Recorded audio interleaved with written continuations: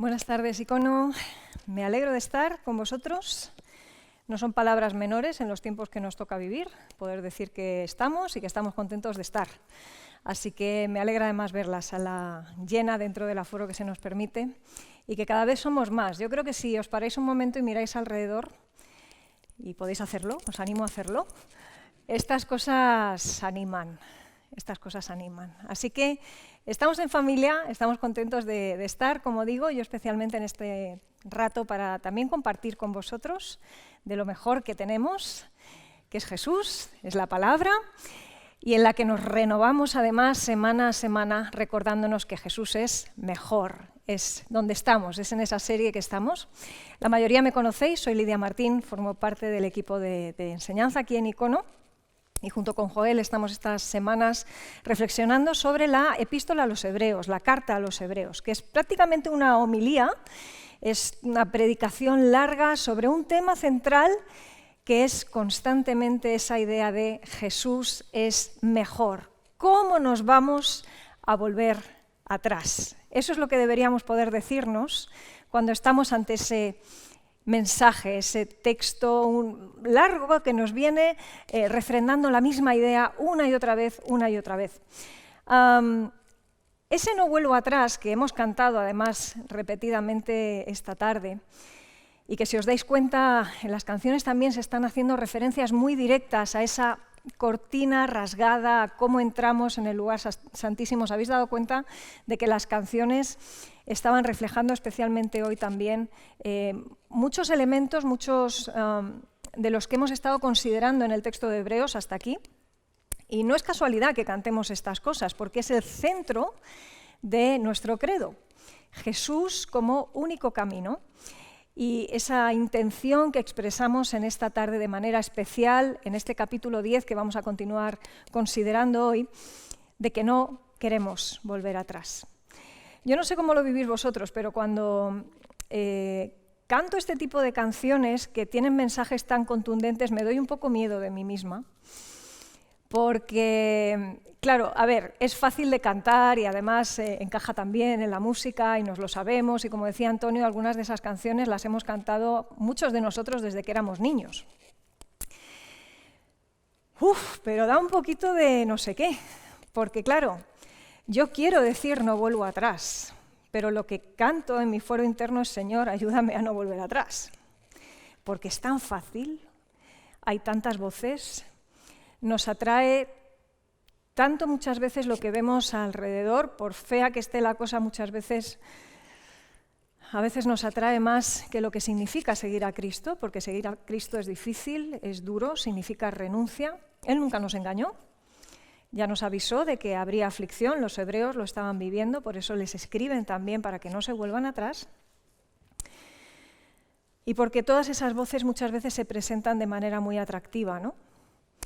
Sin embargo, hoy vamos a hablar de que hay un camino, un único camino, y qué significa transitar ese camino. Hasta ahora se ha estado explicando cómo Jesús era y es mejor que la ley, mejor que Moisés, mejor que todas las formas anteriores en las que Dios se había estado comunicando y revelando a las personas, mejor que el templo, mejor que los sacrificios. Y Joel nos explicaba en semanas anteriores, ¿no? de la importancia de pensar y entender, aunque no seamos judíos y aunque estemos fuera de esa cultura, todo lo que representa esa idea de los sacrificios con todo lo feo que contenía esa idea, ¿no? de tener que derramar sangre, de ensuciarse las manos, de soportar el olor, de todo lo que significa que aquella carne quemada, el que ni siquiera pudieras acercarte tú con tu propio sacrificio a presentar tu ofrenda, sino que siempre necesitabas a alguien que hiciera de mediador, y ni siquiera era un mediador perfecto, ni siquiera en esa visita que se hacía una vez al año por parte del sumo sacerdote al lugar santísimo, ni siquiera en esa realmente la remisión de pecados era total. Es decir, siempre fue un sistema que era solo sombra de lo que vendría después, que era imperfecto, mediante el cual Dios lo que quería era mostrar a las personas que hay un abismo entre el hombre, la mujer y Dios, un abismo infranqueable, ni siquiera por esa sangre de sacrificios, ni siquiera con todos esos rituales. La ley no estaba tanto pensada para que se cumpliera, aunque había que cumplirla, evidentemente, sino para demostrarnos que no podíamos cumplirla. Entonces, Joel nos explicaba en ese principio del capítulo 10 que estuvimos viendo la semana pasada, cómo cuando llega a Cristo todo cambia. Jesús se convierte en ese único sacrificio hecho una vez y por todas, que sí era perfecto, porque tiene la complacencia de Dios. Por primera vez, Dios diciendo, este es mi Hijo amado, en este sí tengo complacencia, este sacrificio sí funciona para remisión absoluta de pecados. Y es una vez y para siempre que se produce ese sacrificio y no hay más. Y con lo que nos gusta a los humanos, que haya segundas, terceras, quintas partes y pensar que esto no es game over, ¿no? Sino que siempre se puede volver a empezar partida, resulta que en este caso Hebreos deja clarísimo que después de Jesús no hay absolutamente nada. Y si lo pensamos bien, claro, eso tiene serias implicaciones. Seguir pensando que podemos buscar otras estrategias para acercarnos a Dios, que puede haber otros caminos, nos lleva justamente a la perdición, nos lleva justamente a lo que hemos comentado en otras conversaciones, cuando decíamos, si te pierdes a Jesús, que es lo mejor, eso es lo peor. Porque después de Jesús no hay nada. Así que hoy vamos a estar reflexionando a partir del versículo 19 del capítulo 10. Vamos a llegar hasta el final de ese capítulo, es un poquito largo. No lo vamos a leer entero el texto, aunque voy a ir haciendo referencias, pero sí quiero leeros los dos primeros versículos, el 19 y el 20, que dicen en la versión que tengo en la mano, así que, hermanos, mediante la sangre de Jesús, tenemos plena libertad para entrar en el lugar santísimo por el camino nuevo y vivo que Él nos ha abierto a través de la cortina, es decir, a través de su cuerpo. Como veréis ahora en la pantalla, lo que tenemos es un nuevo camino por delante. Jesús, como la cortina rota, rasgada, eso es lo que acabamos de recordar en la celebración del pan y el vino, un cuerpo roto, un velo del templo, ¿os acordáis cuando muere Jesús? Rasgado por la mitad, dejado ya libre el acceso a ese lugar al que no se podía acceder de otra manera. Un nuevo camino que nos dice este texto, podemos transitar en plena libertad. ¿Pero qué significa eso de plena libertad? Porque recuerdo la última vez que estuve aquí, que me tocaba llevar la conversación, que estábamos hablando de lo que significa también transitar mal ese camino, ¿no? La idea de ir y volver, estar constantemente yendo y viniendo de Jesús, de lo que puede significar una libertad mal entendida. Esa pérdida de sentido de cómo es posible que, con lo difícil que era poder acceder a ese Dios tan alejado en un sentido, porque los sacrificios no nos permitían hacerlo ni a través del sumo sacerdote una vez al año de manera perfecta, ahora de repente esa idea de tener plena libertad pudiera parecer que podemos hacerlo de cualquier forma. Y a ver, esa plena libertad significa que podemos hacerlo sin miedo, porque lo que descubrimos detrás de esa cortina rasgada es un Dios santo, pero un Dios que quiere relacionarse con nosotros como padre amante, no cualquier tipo de padre, no sé qué tipo de padre has tenido tú, pero a veces pensar en Dios como un tipo de padre que no nos gusta no ayuda demasiado. Un padre amante, un padre que sí hace las cosas bien. Jesús se declara como nuestro hermano. Imaginaros lo que significa eso, tener parentesco con Dios. Y pasar eso por alto, tomar la libertad, esa libertad en el sentido de poder acercarnos con confianza, como la excusa perfecta para poder hacer mal uso de la libertad, esa idea de libertinaje, esa idea de pisotear el sacrificio de Cristo, Ahí esto debería chocarnos, porque fijaros, lo que ha cambiado es la manera de acceder a Dios, pero su santidad y sus exigencias nunca han variado. Dios no es menos santo ahora y por eso podemos irnos de pachanga con Él. Lo que se plantea en la carta a los Hebreos es un nuevo camino, podemos acceder en plena confianza, Dios se ha acercado a nosotros. Ese era el centro del mensaje de Jesús, el reino de Dios se ha acercado, está aquí, soy yo mismo. ¿Cuántas veces Él lo dijo? Y nos recordaremos al final de la conversación de hoy que Él mismo dijo, yo soy el camino. Y aquí en Hebreos se dice, mediante esa sangre de Jesús tenemos plena libertad para entrar en ese lugar santísimo por el camino nuevo y vivo que Él ha abierto delante de nosotros. Plena libertad también significa que es opcional. Pero lo que nos va a hablar el texto de hoy es sobre todo que, con todo y ser opcional, y que por supuesto debes escoger aquella opción que tú consideres mejor, lo que sí que nos va a demandar este texto es que seamos absolutamente coherentes. Como diría Santiago, que tu sí sea sí y que tu no sea no.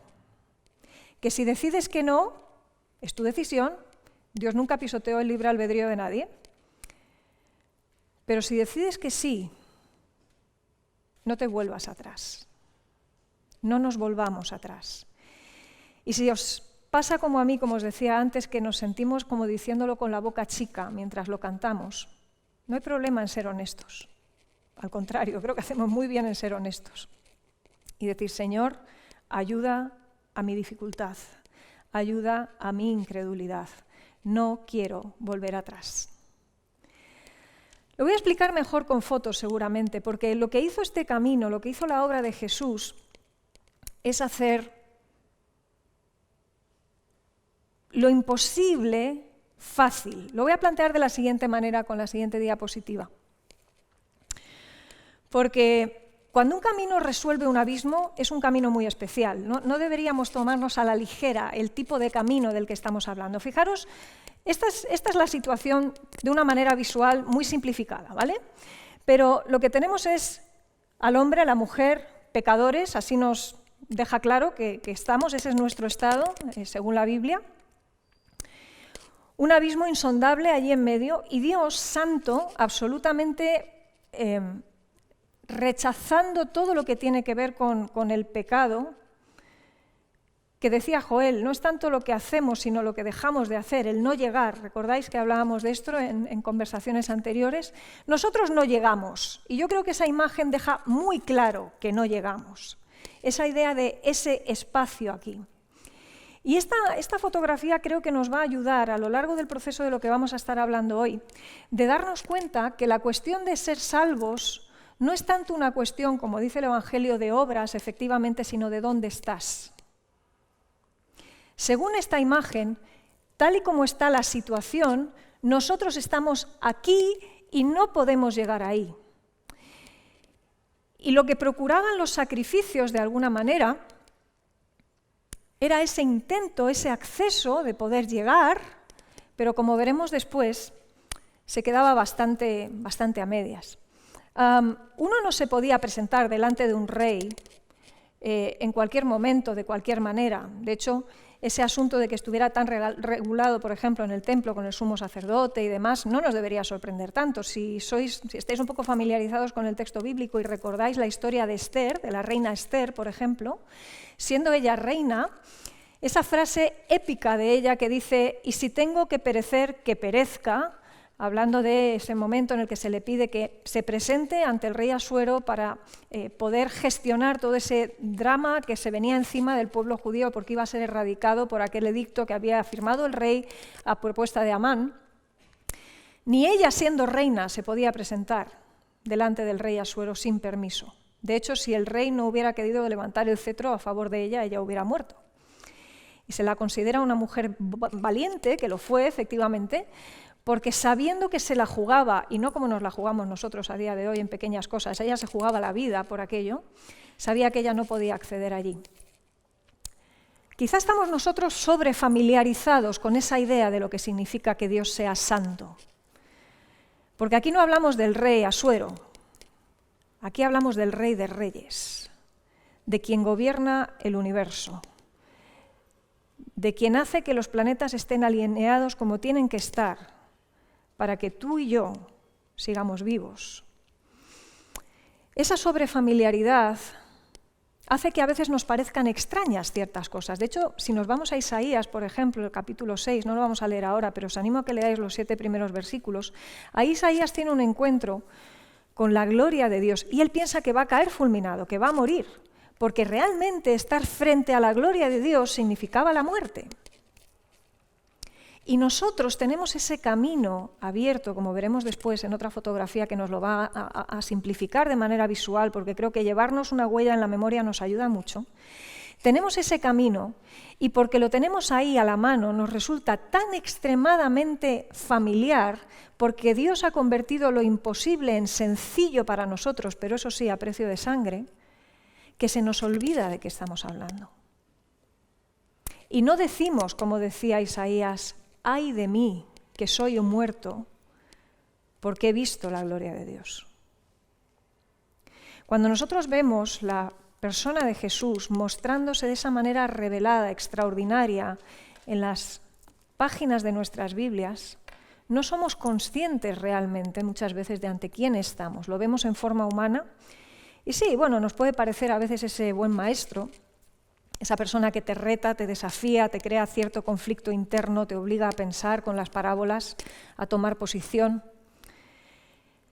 Pero fijaros, voy a pedir que vayamos a una siguiente fotografía. Nuestras buenas obras, los intentos religiosos, todas las filosofías que nos podamos imaginar, incluso nuestros mejores intentos morales, nos dice el capítulo 64 del mismo libro de Isaías que son como trapos de inmundicia. Dicho de otra manera, pura basura. Ahora veremos lo que es un trapo de inmundicia, pero quiero que veáis de manera muy visual que todos nuestros intentos siguen dejando esa buena parte del abismo sin cubrir. No alcanzan. Nos podemos poner como queramos, pero ninguno de nuestros intentos, ni siquiera aquel programa de sacrificios que había sido establecido por el mismo Dios, suplía lo que vino a suplir Jesús en su persona, en su carne rota, en su sangre derramada. Él sí era el aceptado, aquel en el que Dios Padre se complacía. Ese sí era el único sacrificio aceptable y no se quedaba a medio camino como este. Si queréis saber lo que es un trapo de inmundicia, veis esta foto a continuación. El trapo más asqueroso que os podáis imaginar, imaginaros que os presentáis con eso delante de un rey,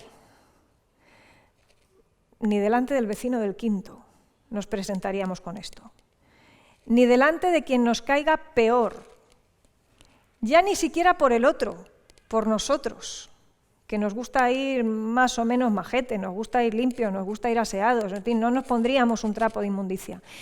Y cuando alguien pretende, desde su buen hacer, cuidado, y desde su mejor intención seguramente, que muchas personas han intentado de verdad con profunda reverencia seguramente acercarse a Dios así. Podemos ver el apóstol Pablo. ¿Quién era Saulo antes de ser ese apóstol, ese hombre rescatado por la obra de Jesús? Era un tío que había hecho todo lo que tenía que hacer, como quien dice, desde el punto de vista humano, sacerdotes, habían sido sus mejores maestros, había aprendido a los pies de Gamaliel, que era el tío top del momento, era el que realmente marcaba la diferencia, ¿no? En ese sentido, si habías aprendido con Gamaliel, si tenías el estatus que tenía Pablo, oye, y él había sido un tío con celo. Realmente él había movido con mucho celo el que no se honrara a Dios de manera vana, el que no se buscara el hacerlo de cualquier manera. Los cristianos eran sus enemigos número uno y tuvo que cargar el resto de la vida con la culpa de haber participado, por ejemplo, en la muerte de Esteban, y no sabemos cuántos más, porque dice que les sacaba de las casas a los que perseguía, ¿no? Ni Pablo con todo su estándar pudo presentar jamás nada mejor que esto. ¿Y nosotros? Porque vamos, nosotros creo que ni a la suela del zapato de Pablo posiblemente, ¿no?, llegaríamos. Todo lo que nosotros podamos presentar son trapos de inmundicia. Y nos dice Hebreos, un poquito más adelante, no hemos llegado aún, en el capítulo 12 lo veremos, que sin santidad nadie verá a Dios. La cuestión de la santidad de Dios no podemos tomárnosla a la ligera. Así que resulta que se nos pone delante, y seguimos en otra fotografía, un mejor camino. De repente, algo sucede que marca no solo el curso de los tiempos, sino el curso de nuestro tiempo. El estar o no accediendo a ese camino único en forma de una vida particular, que es la de Jesús entregada por nosotros. El acceso a esto marca la diferencia de cuál puede ser nuestra posición respecto a Dios. Por supuesto, podemos seguir aquí, porque el que haya un camino no te obliga a seguirlo. El camino está ahí, forma parte del escenario, Dios sigue en el mismo lugar, Jesucristo sí es un camino que cubre el abismo insondable que no puede cubrir ninguno de nuestros esfuerzos, ni siquiera el programa de sacrificios, pero tú sigues tomando tu decisión, cosa que a mí me parece genial, porque verdaderamente, si no fuera porque Dios nos ha hecho seres libres, tampoco tendríamos la opción de elegir amarle.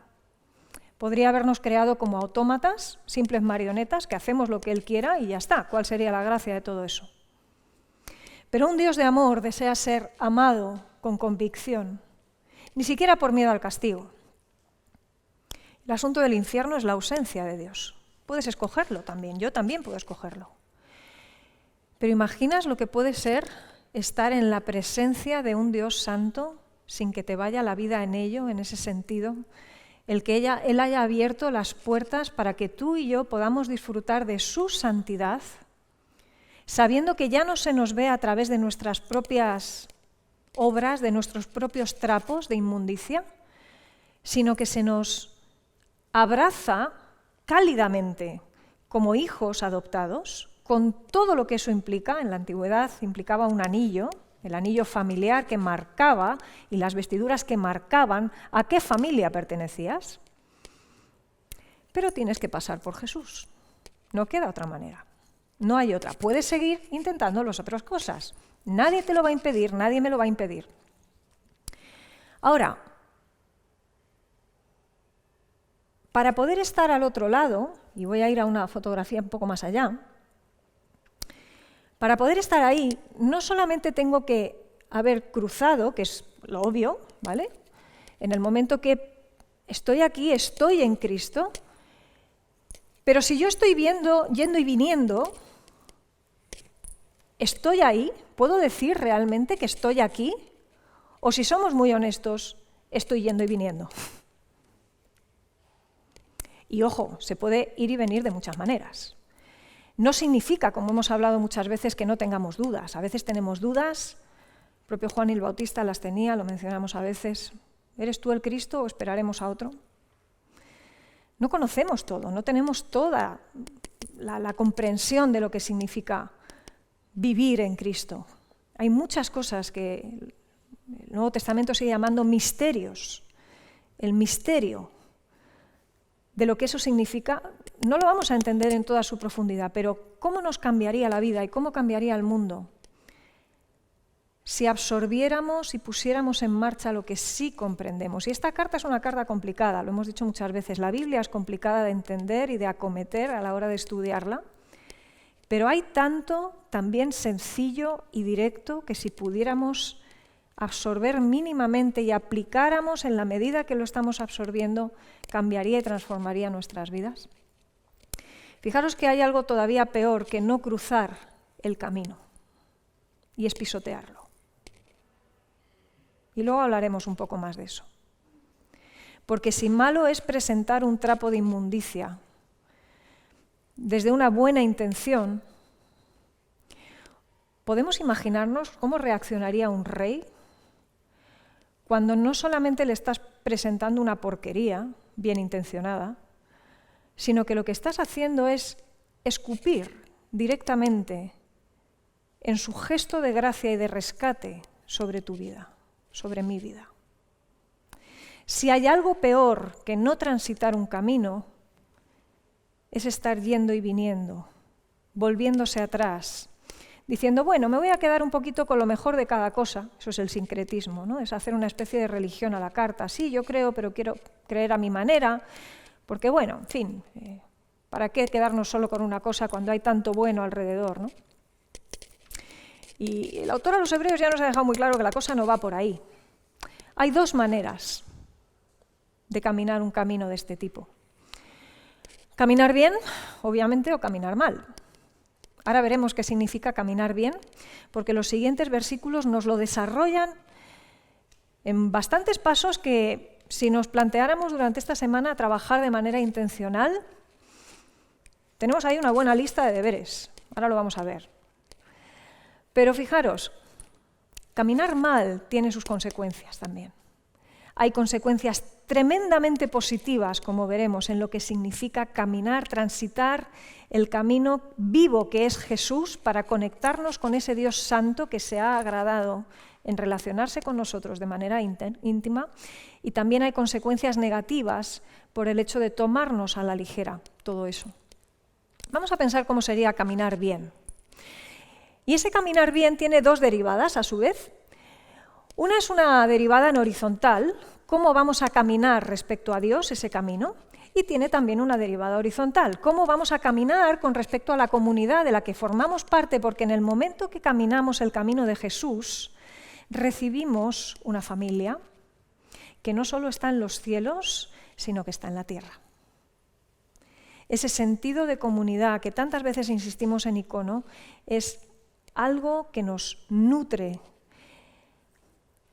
No podemos decirle además a Dios, contigo sí, pero con tu mujer no me llevo. No, somos familia, con la grandeza y la servidumbre que eso implica. Y si no te gusta la Iglesia, no te gustas tú probablemente, porque tu aportación a la Iglesia es tan buena o tan mala como la que hace cualquiera de los demás que formamos parte de ella. Así que es algo que nos tenemos que recordar todos los días. Y vamos a fijarnos en algunos detalles. Vamos a ver en qué consiste esa derivada horizontal. ¿Cómo nos dice nuestro texto que podemos o debemos caminar ese camino? Dice, acerquémonos pues a Dios con corazón sincero, estoy en el versículo 22, y con la plena seguridad que da la fe, interiormente purificados de una conciencia culpable y exteriormente lavados con agua pura. Mantengamos firme la esperanza que profesamos, porque fiel es el que hizo la promesa. Así que en esos dos versículos, 22 y 23, se nos dice, sinceros de corazón, de una manera honesta. Si traías un trapo de inmundicia bien intencionado, sigue siendo bien intencionado, pero debemos ser humildes en ese momento para aceptar que solo Cristo puede presentar la prenda perfecta, el sacrificio perfecto, hecho una vez y para siempre. Tú solo, yo sola, no puedo. No podemos. Sinceros de corazón, seguros en la fe, y parece una contradicción en términos. Dice, ¿cómo voy a estar seguro si no lo veo? Claro, es que si lo ves no es fe. Es la convicción de lo que no se ve, la certeza de lo que se espera. Pero seguros en la fe nos dice porque fiel es el que prometió. ¿Os acordáis cuando estuvimos hablando de que Dios no solamente había prometido, sino que su promesa venía respaldada por un juramento, y no solo por un juramento, sino que había jurado por sí mismo? ¿Qué nombre queda comprometido si se rompe ese juramento? El de Él. Ya se encargará de que eso no pase. Fiel es el que promete. Puros interiormente, exteriormente lavados. Fijaros qué transformación, no a medias como los sacrificios, no, como la vuelta de un calcetín de cabo a rabo. Un corazón que en negro se convierte en un corazón lavado como nieve, nos dice Isaías también, por la acción de la sangre de Cristo. Y firmes en esa esperanza que nos lleva hacia un destino que, como veremos después, es muchísimo más que un camino, es un patrimonio. Es una herencia, es algo estable, permanente y mejor. ¿Cuál sería la derivada horizontal? Hemos visto la vertical. La horizontal dice en los siguientes versículos, versículo 24, preocupémonos los unos por los otros a fin de estimularnos al amor y a las buenas obras. No dejemos de congregarnos como algunos acostumbran, sino animémonos unos a otros y con mayor razón ahora que vemos que aquel día se acerca. Preocupándonos, qué buen momento este de pandemia, ¿verdad?, para preocuparse unos por otros. ¿Cuántas veces estamos agotados también de preocuparnos por nosotros mismos? Estamos teniendo que salvar los muebles todos los días y es lógico y normal en un sentido. Estamos en eso, es supervivencia. Pero muchas veces viviríamos vidas en este tiempo complejo mucho más plenas también y nos daríamos cuenta de que en el amor no hay temor. Dándonos a otros, muchos de nuestros miedos se recolocan cuando nos preocupamos los unos por los otros y hacemos comunidad. Estimulándonos al amor, estimulándonos a las buenas obras, no porque nos ayudan a ganar esa posición donde está Dios. Eso lo ganó Cristo. Esa fotografía lo dejaba claro. Las obras son la consecuencia de eso. Significa que has entendido de manera tan profunda lo que ha significado la entrega de Cristo que no puedes por menos que derretirte en buenas obras, sabiendo que nunca estarás a la altura de aquel sacrificio, pero que lo contrario sería pisotear el para qué te rescató Cristo, para buenas obras. Y Santiago nos dice que esas obras son importantes. Déjame que te muestre mi fe por mis buenas obras. Primero la fe, pero las buenas obras también, porque sin esas buenas obras nuestra fe puede ser pura palabrería y es fácil y gratis hablar. Pero la fe se muestra en movimiento, congregándonos. Por eso estamos de doble festividad. Cuando miramos alrededor, volved a mirar alrededor, por favor. Y veis que estamos congregados. Y es súper fácil hoy congregarse online. Mira, si no te queda más remedio, amén por la tecnología. Pero si puedes, no te lo pierdas. No dejes el plato boca abajo. No es lo mismo. ¿Os acordáis aquel ejemplo que os ponía la última vez que estuve conversando aquí con vosotros? Y os decía, el Señor viene dispuesto a volcar sopa en nuestro plato para nutrirnos, pero nos pilla tantas veces con el plato boca abajo. Y cuando dejamos de congregarnos sucede exactamente esto. Hay una parte que nunca te la va a dar el que puedas escuchar la predicación online, el que puedas tener la Eucaristía online, el que puedas cantar online, te puedes poner con la guitarra, con el piano, con lo que quieras. Pero estamos convocados de manera santa a unirnos en una sola voz, en un solo lugar, cuando eso es posible. Y hoy, amigos y hermanos, se moviliza el mundo a todas horas del día para hacer exactamente eso. Para desde el camino de Jesús alzar la voz y que el mundo se mueva.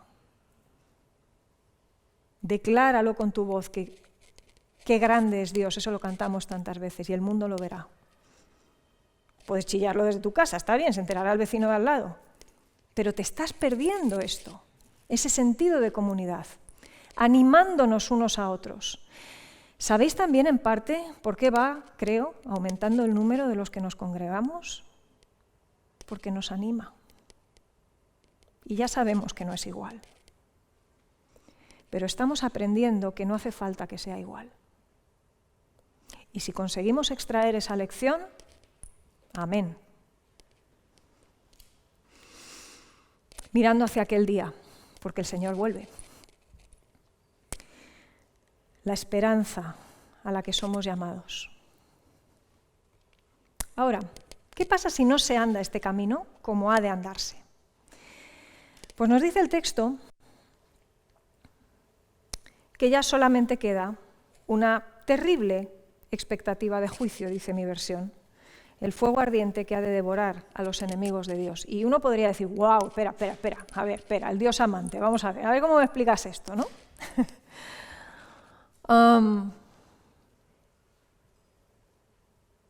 Porque claro, ¿no me habías dicho que Dios es un Dios de amor? ¿Cómo va esto del juicio eterno y ya venimos con el horno de fuego y estas cosas? Vámonos a avanzar un poco más. Voy a pedir que pasemos a la siguiente diapositiva, volvemos a estar aquí. Si nosotros hacemos como que no hay un camino, lo ignoramos, no nos interesa una relación con Dios, o incluso teniendo en cuenta ese camino, como podríamos ver en la siguiente diapositiva, hemos estado yendo y viniendo y ni siquiera nos pilla allí porque nunca hemos llegado a estar ahí, hemos estado, bueno, mariposeando, que diría uno, ¿no? Tonteando, yendo para arriba y para abajo, pisoteando incluso. Vamos a ponernos por un momento en el papel de Dios, que es complicado, ¿vale? No somos Dios y no quiero parecer irreverente con lo que estoy diciendo en este momento, pero si yo humanamente acabo de tener gracia, es decir, acabo de dar un regalo no merecido en forma de sangre, de sacrificio, me he dejado lo mejor que tengo, he entregado a mi único hijo, yo solo tengo una hija, imaginaros que he entregado a mi única hija, la he masacrado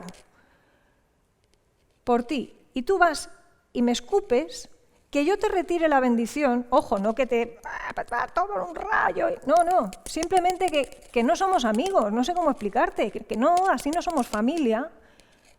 ¿Nos sorprende? Aquí el autor de Hebreos lo expresa como lo expresa, pero en definitiva lo que nos está diciendo es, bueno, lo que tú estás queriendo no es la bendición de Dios, si no tienes la bendición de Dios en un sentido te estás quedando con la maldición, es decir, habrá un juicio. Porque Dios es amor, pero también es justo. La Biblia no habla más de una cosa que de la otra. Nosotros a veces lo separamos lo uno del otro porque no conseguimos encajar las dos cosas. Dios muestra un amor justo y una justicia amorosa. Y cuando nosotros intentamos separar eso, dejamos de entenderlo, se nos va. Cuando llegue el momento en el que Dios diga, esto está bien, esto está mal, tú estás aquí y tú no estás, ¿vamos a culpar a Dios de que no estamos en el sitio donde nos puso fácil poder estar? ¿No es de locos? ¿O es que nosotros actuaríamos diferente? Tengo la sensación muchas veces, y me meto, de que juzgamos a Dios por un calibre, por un estándar que ni nosotros seguiríamos en el mejor de los casos. Eso ya para empezar es que somos más santos que Dios, nosotros lo haríamos muchísimo mejor, ¿no? Pero qué fuerte esto, ¿no? Y fijaros, donde hay un buen camino, donde tenemos un camino que nos lo pone tan fácil, que hace fácil lo imposible, es muy fácil que aparezcan dificultades y asaltantes en el camino, y era lo que les estaba pasando a estas personas. Si seguimos leyendo, vamos a darnos cuenta de cómo conecta lo uno con lo otro. Dice, cualquiera que rechazaba la ley de Moisés, estoy en el 28, moría irremediablemente por el testimonio de 2 o 3 testigos. ¿Cuánto mayor castigo pensáis que merece el que ha pisoteado al Hijo de Dios, que ha profanado la sangre del pacto por la cual había sido santificado y que ha insultado al Espíritu de la gracia? Conocemos al que dijo, mía es la venganza, y decíamos, Dios había jurado por sí mismo al dar la promesa, pensamos que solamente va a cumplir la parte buena y no va a cumplir la parte mala. Pues nos dice que es fiel para ambas cosas, por eso dice también, terrible cosa es caer en manos del Dios vivo. Y es una lección nuestra, y sigue diciendo, recordad aquellos días pasados, cuando vosotros, después de haber sido iluminados, sostuvisteis una dura lucha y soportasteis mucho sufrimiento. ¿Por qué? Porque un buen camino siempre tiene asaltantes. Donde hay luz, las tinieblas se revuelven. Si tú aceptas el camino de Jesús, empiezas a tenerlo difícil. ¿Por qué? Porque molestas. Así de sencillo, Jesús molestaba. molestaba su presencia, molestaban sus acciones, molestaban sus palabras, molestaba el impacto que generaba en aquellos que le escuchaban y decían, este sí tiene autoridad y no como los escribas. Toma palo. Claro, los escribas no eran muy amigos suyos, los fariseos tampoco. El statu quo del momento se rebelaba, evidentemente, contra cualquiera de las cosas que Jesús representaba. ¿Por qué? Porque vino a cargarse la religión, como explicaba Joel. Y sin embargo atraía a aquellos que comprendían, que tenían esa distancia con Dios. El reino de Dios se ha acercado. Y entonces Jesús advierte a sus seguidores de que si le siguen a Él, van a tener aflicción y que lo van a pasar mal. ¿Por qué? Porque las tinieblas no se encuentran cómodas con la luz. Por eso estos hermanos en esta carta, que recibían la carta, decía que habían sostenido una dura lucha y soportaron mucho sufrimiento y algunas veces se vieron expuestos públicamente al insulto. ¿Os han insultado alguna vez por ser cristianos? Porque a mí sí. Se me ocurrió hace unos días en mi cuenta de Instagram poner un anuncio de un directo que iba a hacer, que era algo así como ¿cómo enfrentan los cristianos la ansiedad? Me tildaron de fanática en cuestión de 0, pero literalmente la palabra fanática apareció en los comentarios, ¿no? de la persona de turno, a la que respeto profundamente, pero no entiendo muy bien por qué no me respetó a mí. Automáticamente eres cristiano, eres fanático, ¿no? Bueno, pues es lo menos que nos puede pasar, en un sentido. Deberíamos tener callo en estas cosas. No nos pasa como en otros lugares, que solamente por tener una Biblia en la mano o en posesión estás destinado a pena capital. ¿Vale? Sitios como Arabia Saudí, por ejemplo, tienes una Biblia, estás condenado a muerte. Bien.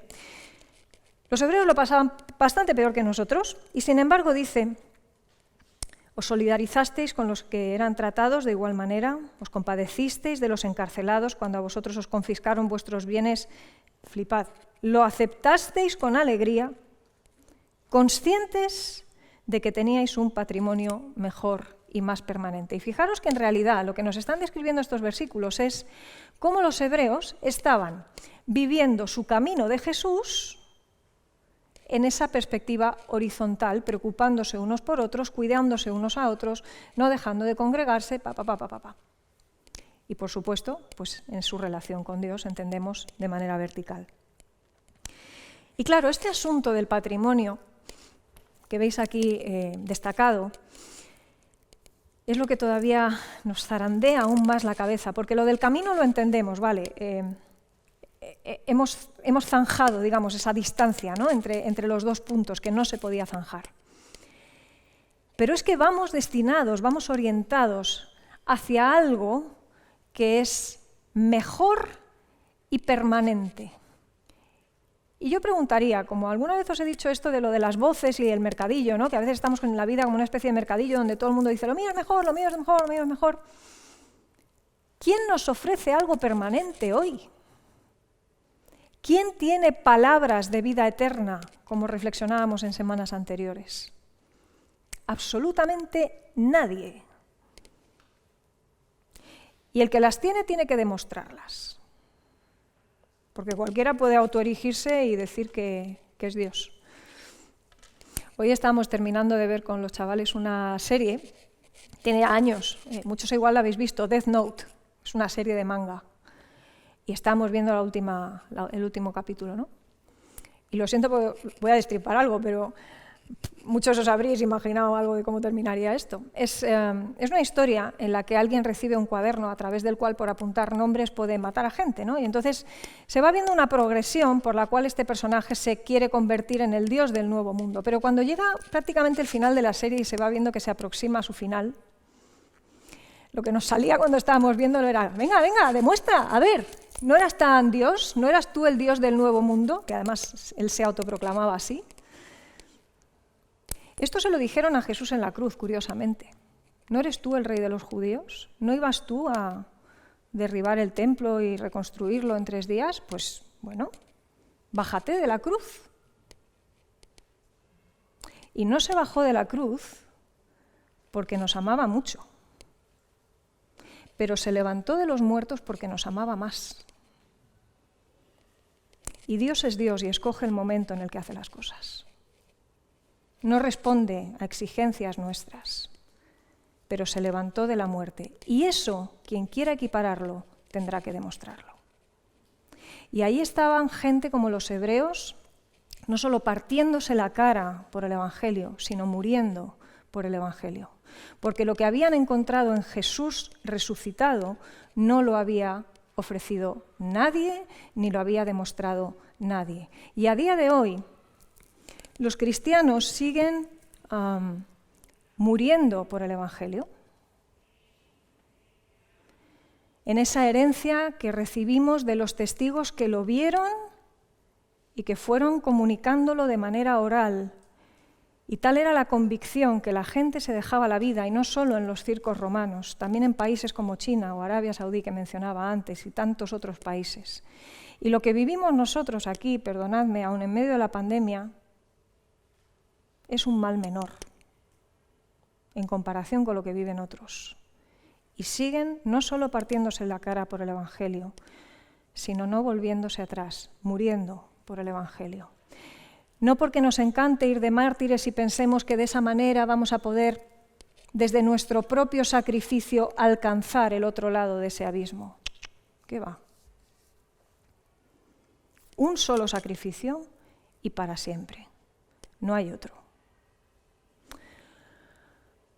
Si seguimos leyendo, dice, nosotros no somos de los que vuelven atrás y acaban por perderse, sino de los que tienen fe y preservan su vida. Lo voy a plantear de la siguiente manera. Mira, Dios no nos da la opción, la posibilidad de poder juzgar quién se salva y quién no se salva. Conocemos muchas personas a lo largo de la vida que en algún momento han dado un paso de fe, nos ha parecido que sí, nosotros mismos quizá lo hemos podido dar y vamos y venimos tantas veces. Solo el Señor sabe. Es verdad que por nuestros frutos se nos conoce y a veces ciertas cosas pues uno parece discernir, pero no podemos saber dónde anda cada cual. Ahora os digo una cosa, el que persevera está en el sitio correcto.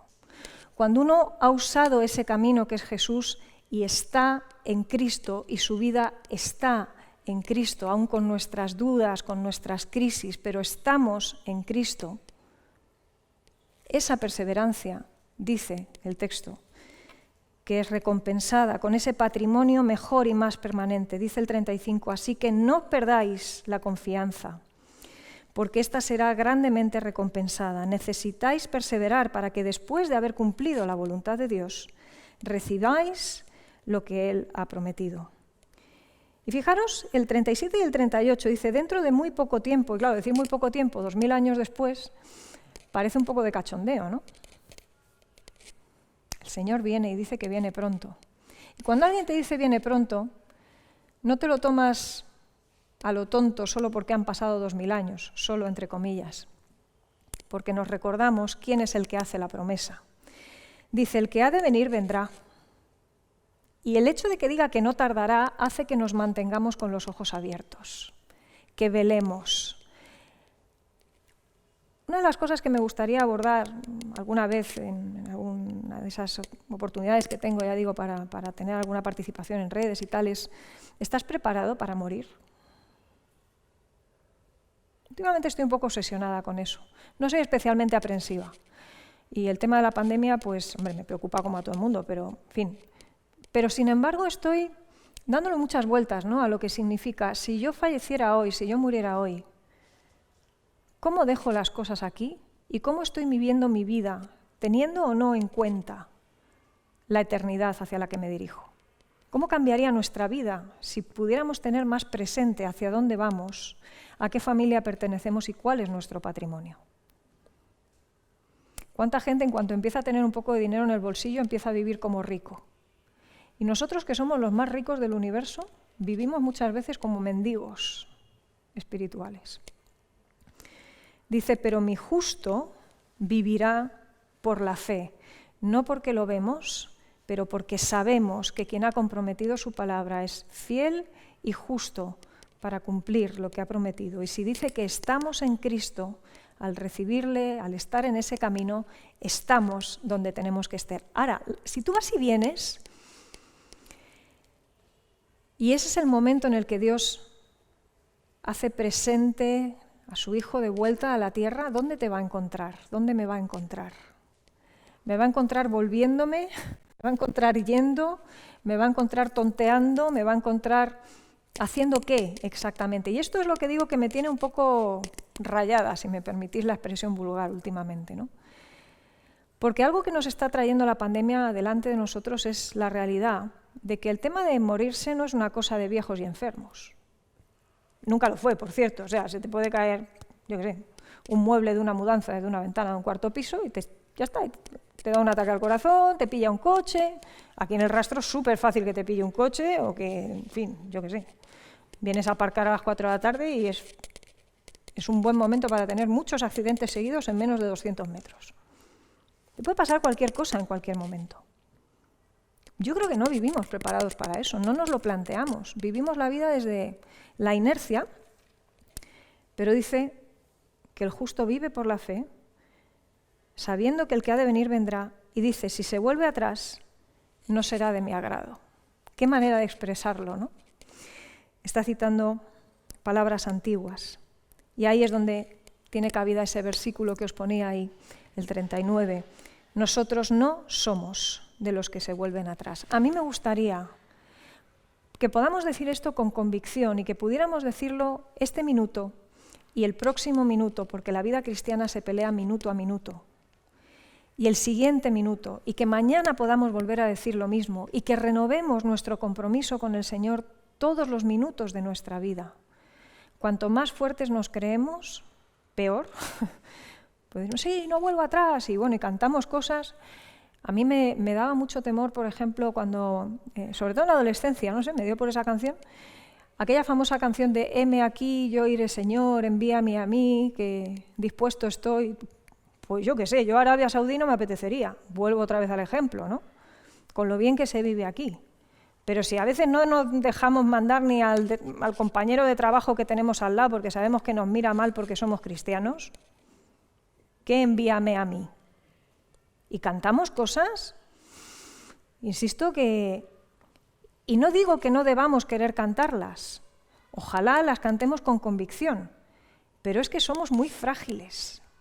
Y estamos ahora aquí, dentro de 2 minutos estamos en otro sitio, porque si nos aprietan un poco, yo también a veces me tengo que recordar, y me lo recuerdo a menudo, ya digo, que es que puedo estar en otro lugar. Así que ojalá podamos decir con convicción, pero también con ese temor reverente que sabe cuál es la propia naturaleza, no vuelvo atrás.